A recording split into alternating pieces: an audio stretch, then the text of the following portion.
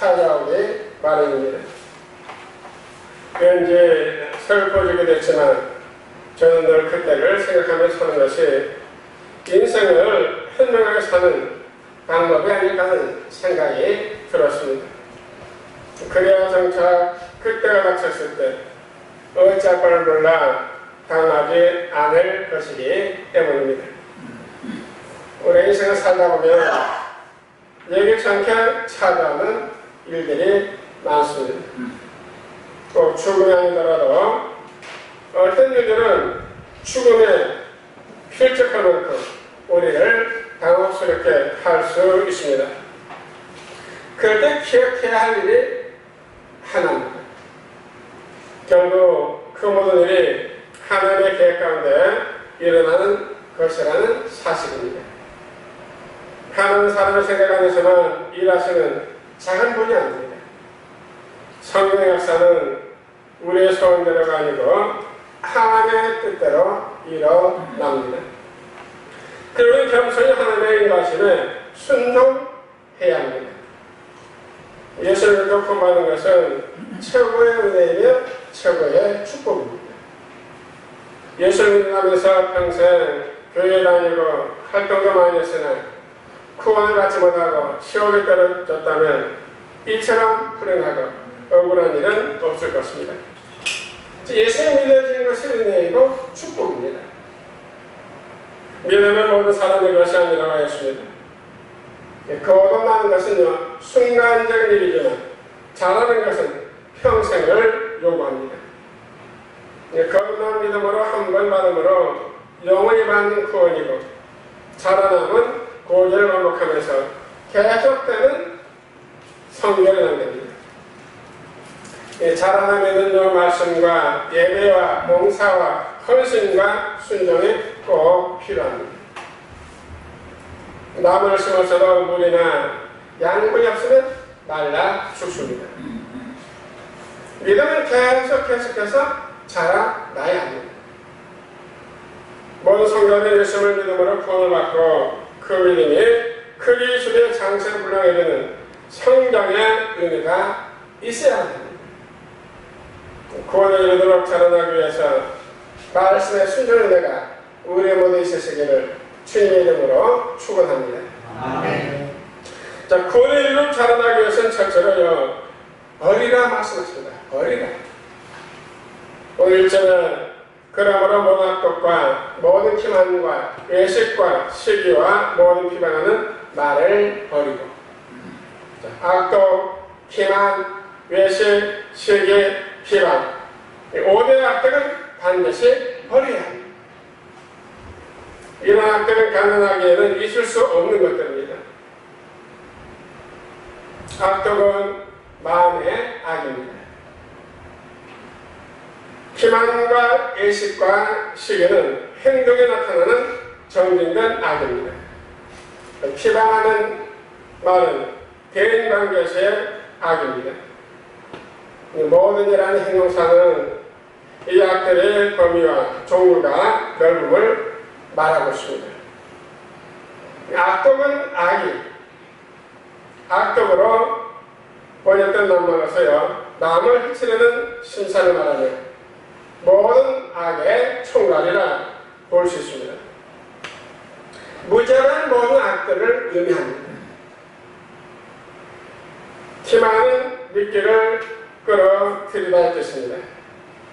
순전과 반대되는 속임입니다. 외식은 겉과 속이 다르게 판단하는 죄를 가리킵니다.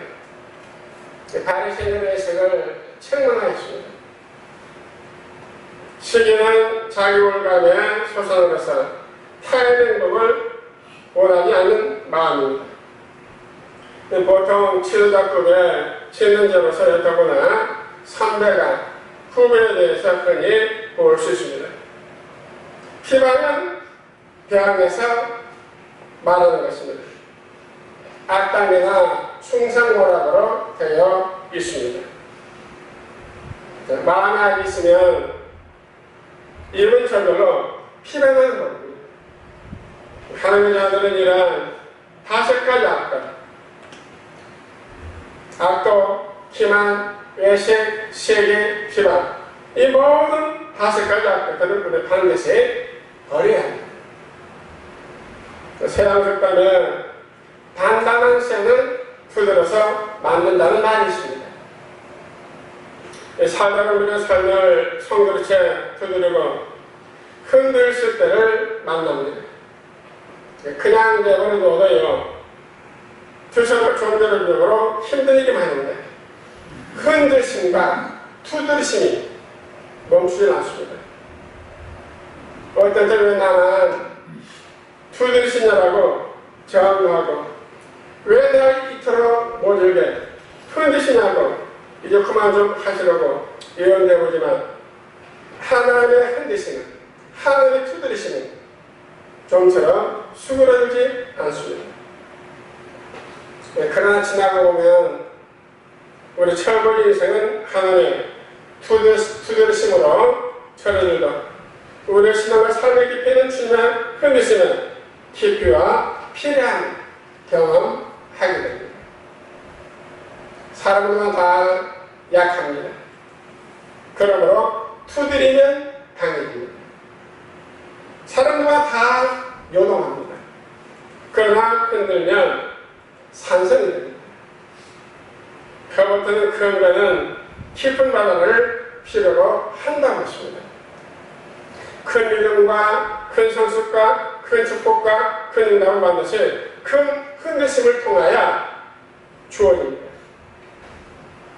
하나님 구원받고는 구원 말고는 거절신 일은 별로 없으신 듯합니다.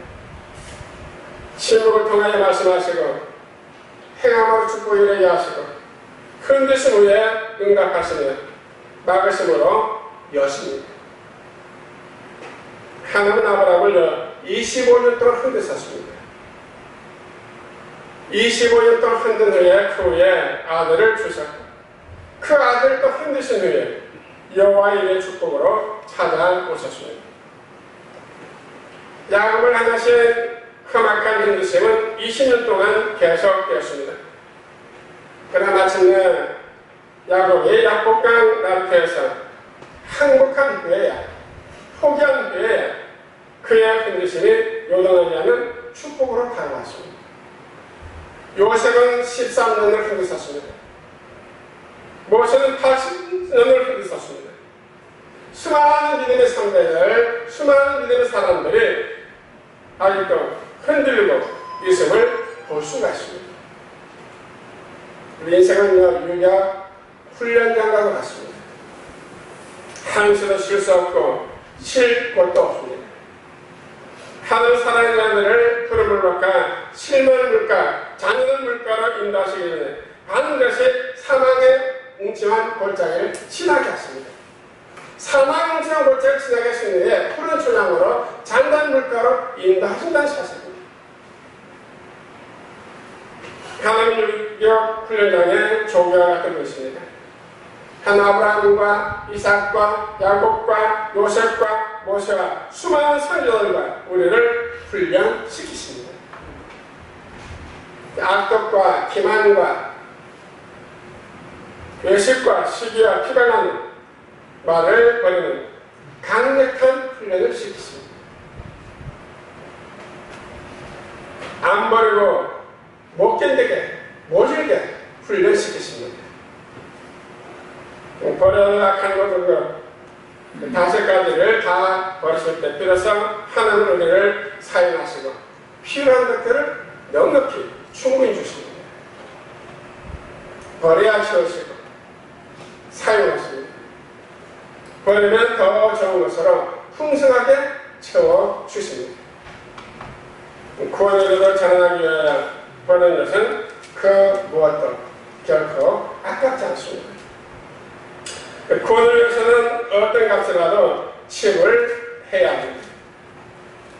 바울이 자신의 몸 자랑과 스펙을 해석을처럼 버림으로 예수 그리스도를 아는 가장 고상한 지식을 얻은 것처럼 모든 악한 것들을 기쁨으로 오르고 그리스도를 따라 섬기는 제3생에 온 성도가 되시기를 주님 이름으로 축원합니다. 아멘.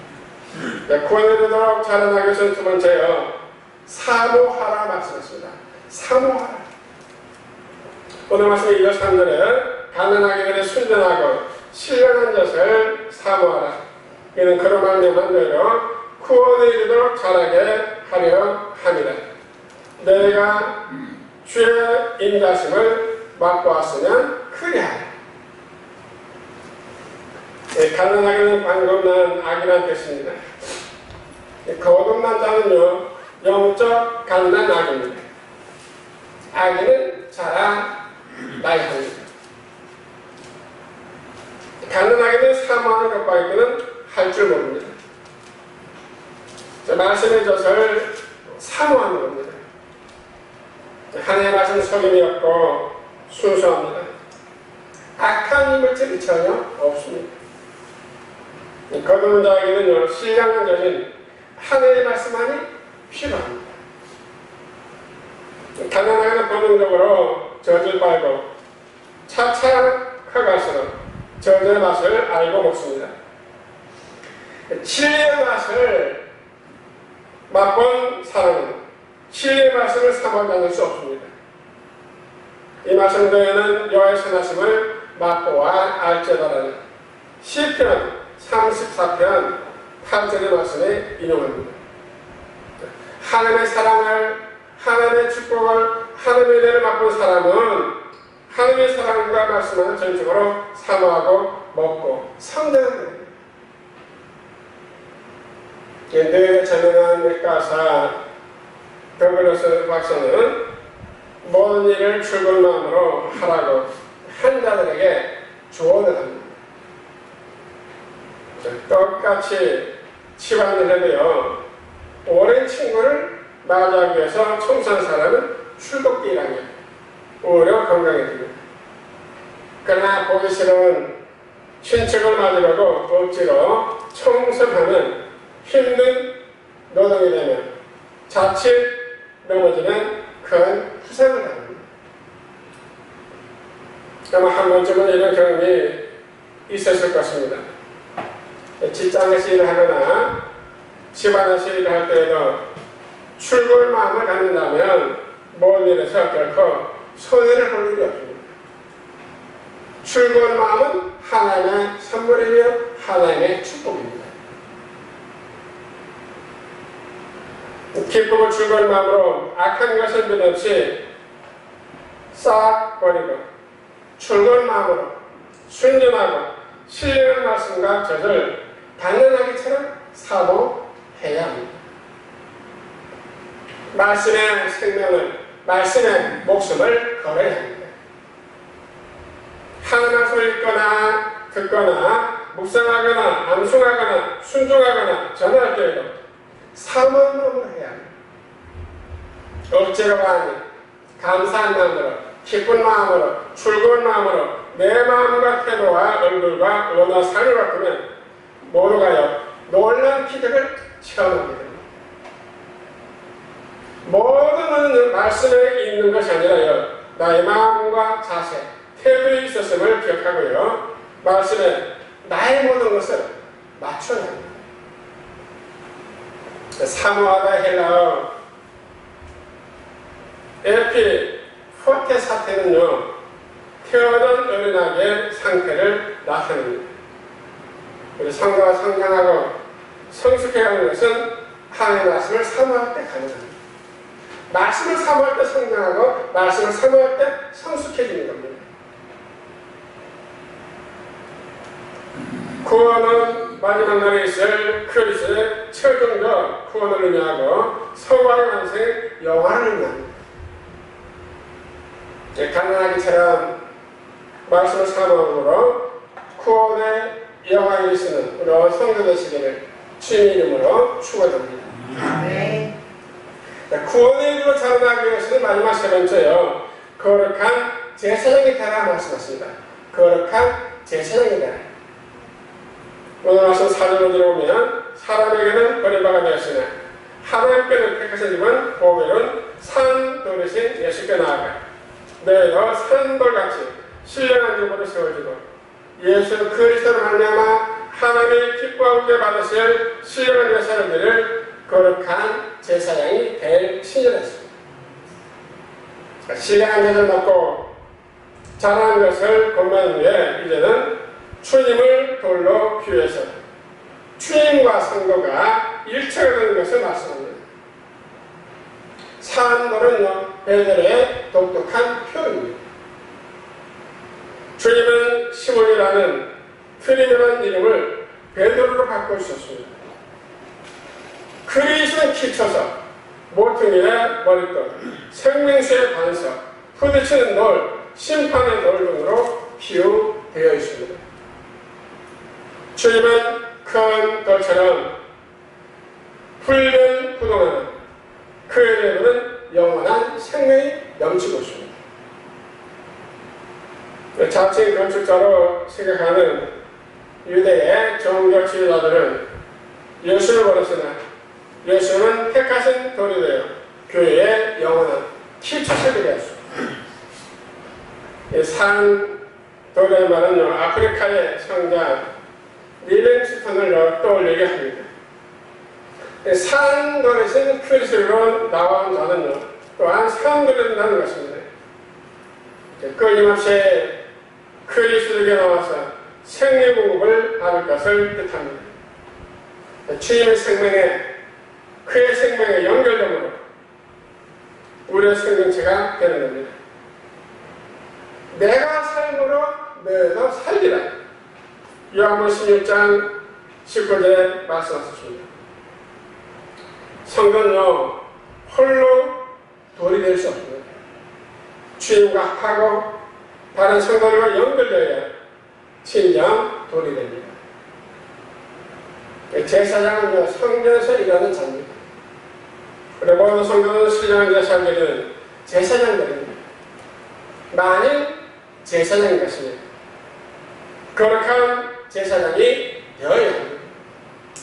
성전뿐만 아니라 성전들이 있는 모든 곳을 성전으로 만들고 만난 모든 사람들은 거룩한 제사장으로 만드는 거룩한 제사장들이 되어야 합니다. 이것이 구원받은 성도들의 사명이며 구원받은 성도들의 열매입니다. 하나님의 원장의 말씀이 육신이 되어 이 땅에 오셨습니다. 그분 참된 왕과 대제사장과 선지자의 목자가 누구인지 우리에게 알려주셨습니다. 첫 번째 다음은 하나님의 선하심을 불신하고 죄를 지었습니다. 그러나 두 번째 하나 계신 예수님은 아버지의 신실하심을 신뢰하고 죽기까지 순종하셨습니다.